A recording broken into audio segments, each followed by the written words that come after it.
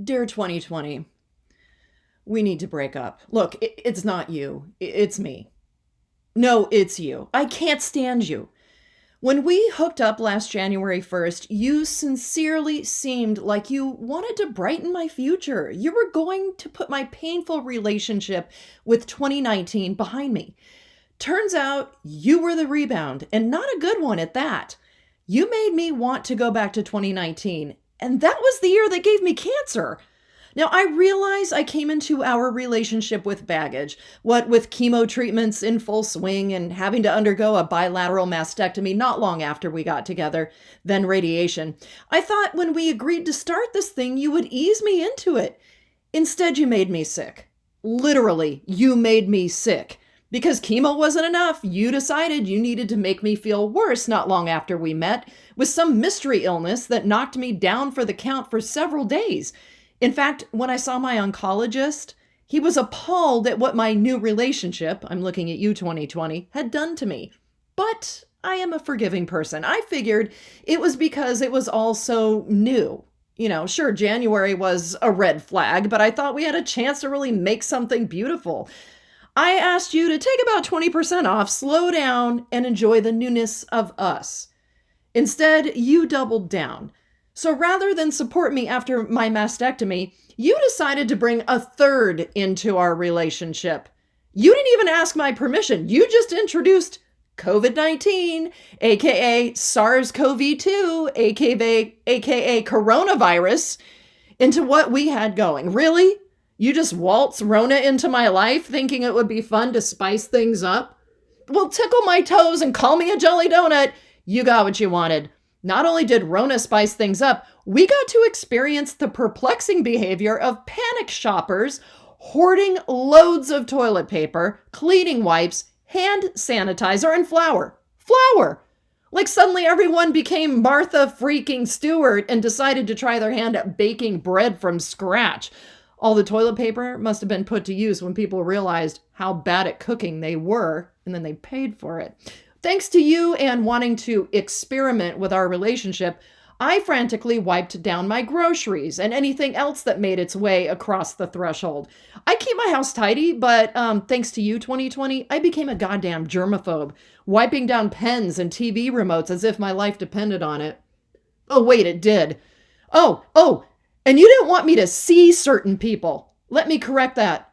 All the people. Like the control freak you are, you didn't want me going back to work or seeing any of my friends. I gotta hand it to you. You have managed to keep it that way for 9 months now? You only let me leave the house if I promise not to get closer than 6 feet to any one person. I get to go to medical appointments as long as I go by myself. Bet you didn't think this one through when you were introduced to coronavirus and brought her in. It didn't just affect our relationship. It has killed over 300,000 people and counting. It also forced businesses to close, and for people who never thought they would find themselves with food and housing insecurity to wonder in desperation when the next unemployment check would show up. You seem pretty proud of yourself there, 2020. But somehow you felt it just wasn't enough. What could you possibly do to really make things explosive? A 1-2 punch seemed in order. You figured, why, just promote injustice and frankly brutal deaths in many cases to Black, Indigenous, and people of color when you could also give us the most tumultuous political year in decades. You reveled in the delight of humans at their worst. I bet you thought by now I would just overlook how cruel and divisive you were. Not even close. I may be leaving you, but I certainly won't forget you.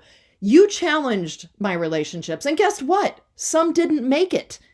As the months have worn on, I've let my body betray me with pain as I started a post-cancer drug regimen that makes me feel achy all over, all day, every day. You also put a kink in my running regime with your foot fetish. You messed with my fascia on my right foot because you just couldn't help yourself.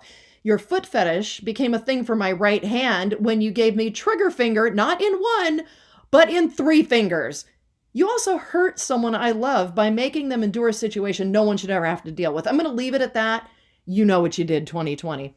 You drove my anxiety like it was a damn Ferrari. In fact, anxiety and depression envelop so many people, the Centers for Disease Control and Prevention reported at least 4 in 10 Americans are struggling with mental health illnesses. Bet you're pretty damn proud of yourself for that one. Listen, I could go on and on and on about what a crummy partner you have been, not just to me, but to all of us. Instead, I will do what my departed father always tried to instill in me. When you owe people money, leave the country and change your name. Oh, wait, I mean the other thing. Try to see the good. And that's what I'm going to do. You brought me Murph the Derp.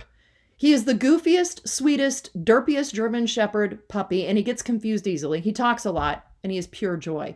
You provided countless entertaining TikTok videos from bored and surprisingly creative people trying not to lose their damn minds. Dude chilling on a skateboard with a bottle of cranberry juice while lip syncing to Fleetwood Mac? Classic!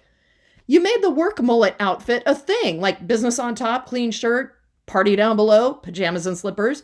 You brought us streaming royalty with Tiger King and Queen's Gambit. You introduced me and moms everywhere to the joy of Zoom happy hour with the girlfriends. And remember how I said you ended some relationships for me? Well, guess what, tough guy? You strengthened others for me. So thank you. You showed me how resilient and amazing our healthcare workers and the first line workers are. You actually came through on your promise to deliver a vaccine. You opened my eyes further to what systemic racism truly is and how to listen. You introduced me to uncomfortable conversations with a Black man. You got me to spend the summer doing all the projects, which led to many, many nights sitting around a backyard fire, drink in hand, appreciating the little things.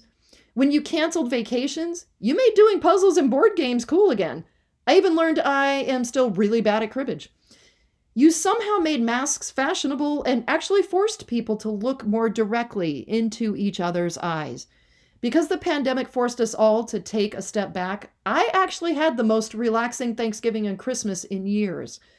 As I look back at our very rocky relationship over the past year, 2020, I realize you have taught me to truly appreciate my life and how to enjoy the good parts fully and not to sink too low during the bad parts. So, 2020, I thank you for that.